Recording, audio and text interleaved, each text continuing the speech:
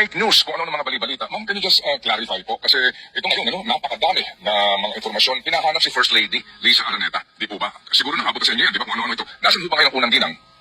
Nasa Pilipinas po. Opo. Kasi dito ang claim ng mga, pag binasa mo nga ito ma'am, di ba? Napakadami. Bakit daw po, wala bang public, mga activities or events ang unang ginang para po makita ng publiko na nasa Pilipinas and she's doing fine? Actually, sir, time meron po siya naging affair eh. Yung mga tayo nasasabi wala sa Pilipinas. Alam ko po dumalo siya sa Girl Scout. Girl Scouts of the Philippines na affair. So, doon naman po makikita po natin na itatanong po kung talaga nagkaroon na pumunta ang unang ginang sa nasabing affair po ng Girl Scouts of the Philippines. Yun po yung pagkakalam po, Girl Scouts of the Philippines po. May affair po siya. Yung mga pilit po nasasabing wala siya sa Pilipinas. Okay, pero as we speak now, the First Lady is in the country. Opo. Okay. Sige po siya. Okay, sige po. So ma'am, ang Pangulong Marcos po ba? By the way, sir, para sabi ko, I can attest to that po eh. Kasi nagpadala po siya ng video sa amin na at the time, Monday po yun eh. Monday, nandito na po siya, bumalik na siya, at Tuesday nakipagkita po siya sa amin. Yun po. So, I can attest to that po. Okay, opo, sige po ma'am. So, dumating na po siya from... So mo na nakadungog mo. Sa putong lagi ko ng clear eye, kanang clear Castro ninyo diha. Kanang iya jung gipanindigan ang Pizza G's na uli diha sa Pizza G's pasado alas 5 sa kadlaw na uli kuno si Kuan Lisa Marcos, si Lisa Tanas. Na uli kuno diha sa Pilipinas. Pag Pizza G's sabot pasabot, kuan na siya dire. Domingo na dire. So una aha, common sense. Ug naamo ana. Kamong naa diha sa Malacañang, common sense. Namatay ang part silang entourage. Namatay bayot, namatay pag Sabado, ha? Namatay pag Sabado. Unya, sa tanaw ninyo, paulion mo the next day sa authorities na kamo ang last seen sa namatay na questionable ang pagkamatay sa tao. Papaulion mo the next day, inika-Domingo. Sa tanaw ninyo, inana mi kabugo para motuo ninyo? Ha? Sure na jud ka ana Inday Castro? Sure na jud kaayo ka ana? Ako pala nimo unsa imong isure? Isure na nimo imong make up asa ka nagpa-make up, mura kag nagpa-make up sa motuaryo, mura kag bag-ong gibal sa Marday. Klaruhan imong make up.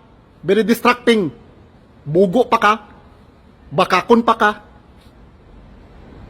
Ambot lang. Ambot ninyo diha sa Pilipinas kamong naa diha sa Malacañang. Ambot ninyong tanan diha mga pistiha mo, mga yawa mo, puro mo mga durugista, puro mo mga adik. Ha? Tarong bago na. Sa tanaw ninyo papauli on the next day. Okay. Pasultian ta mo ha. I have this document.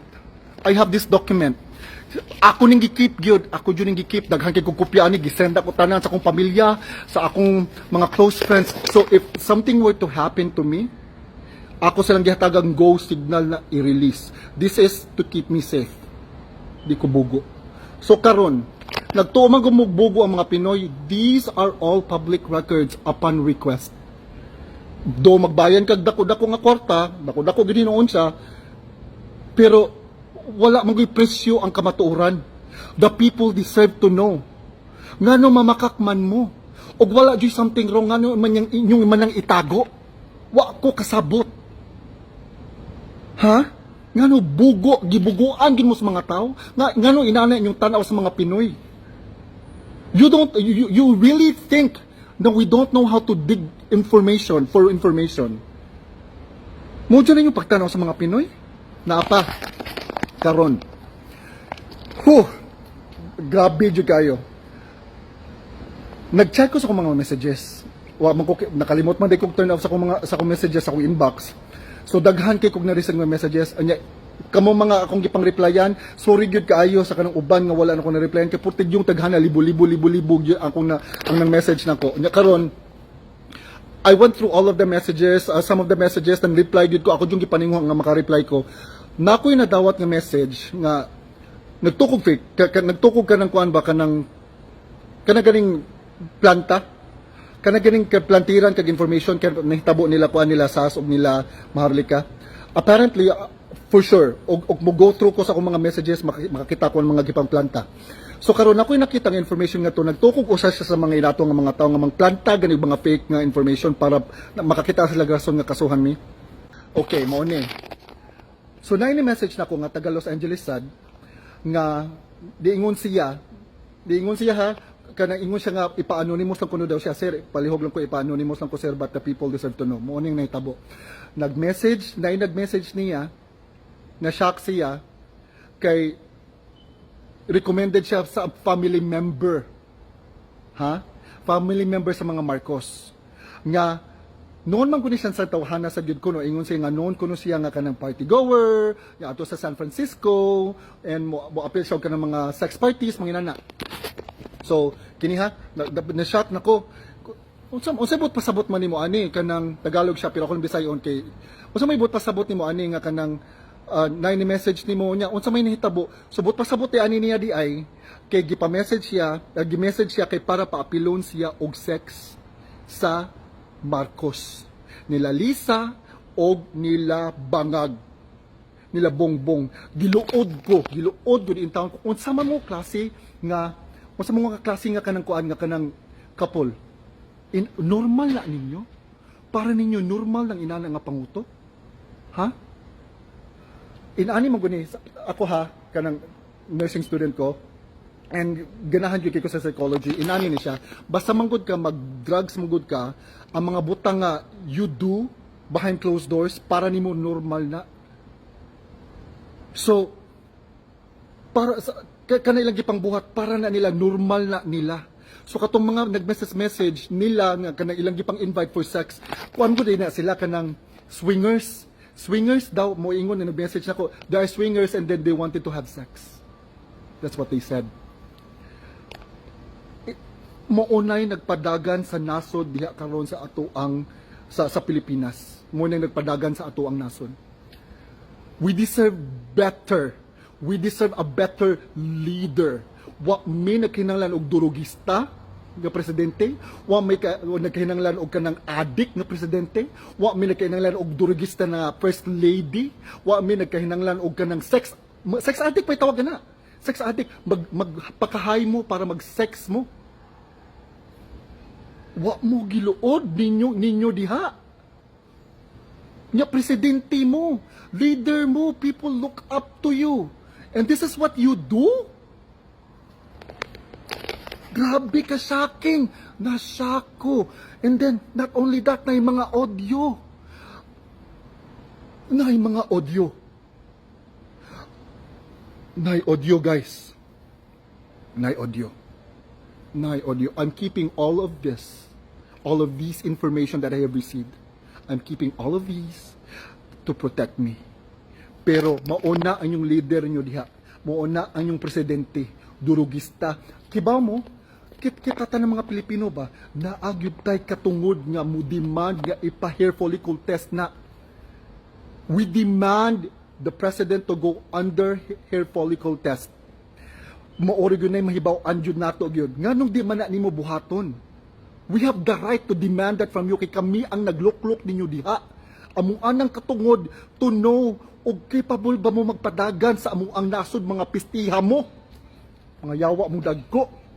Inyong gibaboy ang among nasod, inyong gibaboy ang Pilipinas. Mga yawa mo dagko, pisti mo pakyo ninyo. Suko kay ko bay, suko kay ko, grabe. Grabe ang pakauwaw sa nasod. Kibang ba mo diri sa Amerika, noon day kina sila. Nga swingers. They do drugs and then have sex with multiple partners. Noon day kina sila. Mauna atong leaders diya sa Pilipinas. Grabe ka uwaw, guys. Grabe ka uwaw. In mao pa ni. Usasad sa mga butang I actually have a couple of things na akong iyaw-iyaw karon. Usa sa mga butang sad akong gikasukan kay mabayran man day, grabe mabayran ang kanang kuan, kanang local government na to diha. Ila jung isure gyud nga makadaog ang ilang linya. Ilang line up. Ila jung isure nga makadaog da kibaw mo sige pangbuhat pati sa Cebu. Mahibong ka solid Duterte supporter pero nibali lag kalit. Wa mo ni hibong ana. Gwen Garcia na unsa na may taon ka? What happened to you? What happened to the governor of Cebu? Ha? Og ang imong umaga niya, makapost pa. Ang butang dire picture ha, somewhere dire. Og makapost pa, naghatag kuno siya, ayang gipost niya to. Nanghatag siya og 2 million kapin para matabang sa iyang constituents malamang. malamang imo man ang trabaho. Don't make it seem like or don't make it sound like the ilan ng utang kabubuton nga nang hatag kag kwarta kay di na imuhang kwarta imong gipangatag. Ang gihatag nga kwarta mo di kwarta na sa kaban, kwarta na sa Pilipinas, kwarta na namong tanan dili na imuha di na utang kabubuton namo nga nang hatag kag kwarta kay amuan na. Imuha ng trabaho, pistiha ka. So unsa man ni nadunggan ako diha sa mayor diha sa Dumanhog, Mayor Gaika. Unsa man ang nadunggan dagahan kay all over the Philippines. Daghan kanang na-receive na ko diri nga mga reklamo, mga aligut-gut nila sa gobyerno nga gipangbayran kuno ang local government. So Mayor Gaika diha sa Dumanhog, tubaga ko ngan unsa man ni nadunggan ako nga imong ipa-open ballot ang election diha. Unsa man na? Unsibot pasabot nimo ana. Nganong mang imo mang ipa-open ballot. Unya nganong mang ipang gipaanha man nimo sa balay ang mga kuan teacher nga EB, mga electoral board. Ang electoral board imong gi-orient nga ipa-open ballot to make sure nga ang kanang gipangbutar nila diha kay line up ni BBM. Ngano man na? Unsay but pasabot ninyo ana tubaga na nga question. Daghan pa kay kog pangutana, guys. So please, in town, this coming election, please use your vote wisely. Ug hatagan mo kwarta, dawata lang. Dawata lang ang kwarta pero ayaw ninyo ayaw mong sugot nga lain ang inyong butaran. Ayaw mong sugot. Ayaw mong sugot nga makadaog ng mga demonyo. Ha? Ayaw mong sugot. Luoy kaayo ang Pilipinas. Luoy kaayo tangtanan. Luoy kaayo mo diha. Make the wisest decision. Suko, grabe yun. I'm fuming with anger. Grabe. My heart bleeds for everyone there in the Philippines. Please, get yourself informed. Information is power. Please, please, please use your vote wisely.